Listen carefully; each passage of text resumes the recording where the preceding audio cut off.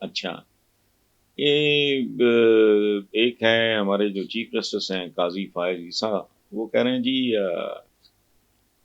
کہ کمرہ عدالت میں بہت سی تصاویر لگی ہیں، ظاہر ہے وہ ججز وغیرہ کی ہو جو مارشل لا آنے پہ حلف بھول جاتے ہیں، مارشل لا لگے تو ہتھیار پھینک دیتے ہیں، پارلیمنٹ کچھ کرے تو کھڑے ہو جاتے ہیں۔ اچھا، اب یہ ہمارا وے آف لائف ہے، ہمارا ڈی این اے ہے، ہمارا کلچر ہے، ہماری عادت ہے، ہماری ثقافت ہے، ہماری روایت ہے۔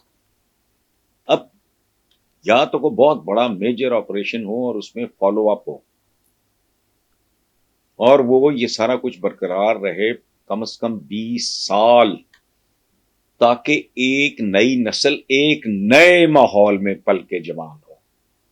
یہاں یہ مارشل لگے تو ہتھیار پھینکیں گے، تو ہتھیار نہ پھینکیں گے تو پھر کیا کریں گے؟ بھٹو جیسا ڈیموکریٹ کہا کرتا تھا چمچا ججز، یہ جسٹس قیوم کے ساتھ جو گفتگو یہ نون لیگیوں کی، ایک پتہ نہیں شہباز کی ہے کس کی ہے، وہ واٹ از دیٹ، میرا جج میرا فلانا، یہ مینٹالٹی ہے ایک۔ اچھا، باقی بات یہ ہے حلف کی، حلف کی کیا اوقات ہے؟ مسلمان تو پیدا ہی حلف کے ساتھ ہوتا ہے، اشہد ان لا الہ الا اللہ محمد رسول اللہ۔ اچھا، کلمہ حق، اس سے بڑا حلف ہے کوئی؟ اس کی کتنی پاسداری ہوتی ہے اس میں؟ ہمارے مسائل اور ہیں، اور جب تک ہم ان مرض کو نہیں سمجھیں گے، اچھے سے اچھا ڈاکٹر بھی آپ کو وہ نہیں آپ کا علاج نہیں کر سکتا۔ باقی جو انہوں نے بات کی ہے وہ ہماری تاریخ ہے، ہم اس پہ شرمندہ ہیں، لیکن شرمندگی کے علاوہ اور کچھ ہو نہیں سکتا، کیونکہ اس کے لیے جس قسم کا ایک ماحول چاہیے، معاشرہ چاہیے، اس کے لیے چاہیے اقتصادی انصاف سے لے کے عدالتی انصاف تک، اور وہ جو آپ کو واقعی فوری انصاف جسے کہتے ہیں گھر کے دہلیز پہ ملے۔ کہاں نسلیں بیت جاتی ہیں۔ یہ چند سال پہلے کی بات ہے، سپریم کورٹ کے ایک جج رو پڑے، ایک آدمی کا پوتا کھڑا تھا جس کے بال سفید تھے۔ یہ تو حال ہے یہاں۔ تو باقی سوال ایک بڑا بنیادی ہے، اس ملک میں ہر کو بندہ بات کرتا ہے کہ ماشاء اللہ ماشاء اللہ ماشاء اللہ، وہ ماشاء اللہ آتے کیوں ہیں؟ چوروں ڈکیتوں کی پارٹیاں ہوتی ہیں، لمبی لمبی دہاڑیاں۔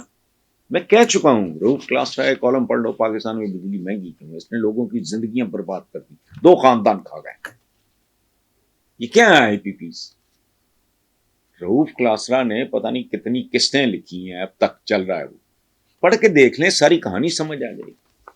بات تو چیف جسٹس صاحب نے ٹھیک کی ہے، لیکن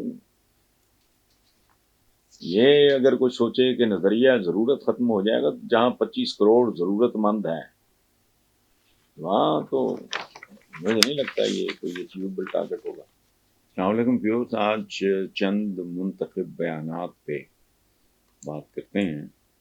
پہلا ہے بلاول بھٹو، فرماتے ہیں میں کرپشن برداشت نہیں کروں گا، کرپشن سے عوام کا نقصان ہوتا ہے۔ اب اس پہ رونا بھی آتا ہے، ہنسی بھی آتی ہے کہ یہ کوئی کرنے والی بات ہے؟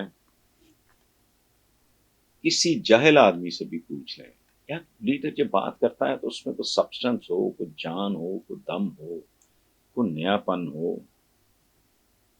اچھا، کرپشن برداشت نہیں کروں گا، اچھا اس کے الٹ کیا کرتے ہیں؟ دیکھو، اندازہ لگاؤ۔ اب یہ کہنا تھا کہ میں کرپشن برداشت کروں گا خوشی خوشی، یا کرپشن سے عوام کا نقصان نہیں ہوتا، بھائی یہ گلوبل ریالٹی ہے، اور آج سے نہیں ہے، صدیوں سے، ہزاروں سالوں سے یہ اسی طرح ہے۔ اور خاص طور پہ نیشن سٹیٹس جو اس آج کی دنیا میں تو سوال نہیں پیدا ہوتا کرپشن اور لیکیج۔ دیکھیں، اصل بات یہ ہے کہ ملٹی نیشنل کارپوریشنز میں بھی ہوتی ہے کرپشن، جو ہے وہ امریکہ میں بھی ہوتی ہے، وہ جاپنیز پرائم منسٹرز کئی دفعہ سیک ہوئے وہاں بھی ہوتی ہے۔ دنیا انسانی معاشرہ دیکھیں، انسان جہاں ہوگا وہاں جرم بھی ہوگا، گناہ بھی ہوگا۔ اصل پرابلم یہ ہے کہ اس کو کینڈے میں رکھنا ہوتا ہے۔ حکمران کا کام یہ ہے، یا حکومتوں کا کام یہ ہے کہ اس کو ود ان لمٹس رکھے۔ پاکستان میں تو کرپشن وے آف لائف ہے۔ یہ کیسے برداشت نہیں کروں گا؟ پانی آبادی مر جائے گی. میں دعوے سے کہتا ہوں یہ بات کہ اگر کوئی جادو کا ڈنڈا چلے، کوئی تعویذ گنڈا ہو، کرپشن ختم ہو جائے، پانی آبادی مر جائے گی 3 مہینے میں. ایک ایس ایچ او کی تنخواہ دیکھیں، اس کے اختیارات دیکھیں، فوڈ انسپیکٹر ہے، کسٹم انسپیکٹر ہے، ڈرگ انسپیکٹر ہے، فلانا انسپیکٹر ہے، کبھی ان کے پیکیج دیکھو آپ. یہ پورے کا پورا سسٹم جب تک اس کی اوور ہالنگ نہیں ہوتی، یہ انسانی نظام نہیں بنتا، یہ جانوروں والا کھاتا ہے سارا. سو برداشت نہیں کروں گا. اچھا بھائی، مطلب کوئی پولیٹیکل لیڈر یہ بات کر سکتا ہے میں کرپشن بڑا خوشی سے برداشت کروں؟ ایک فضول سا بیان ہے جس کا مجھے تو کوئی تک سمجھ نہیں آ رہی. پتہ نہیں جس نے بیان لکھوایا ہے اس کی حماقت ہے یا بلاول خود اپنا بچپنے میں یہ بات کرے. It doesn't make any sense.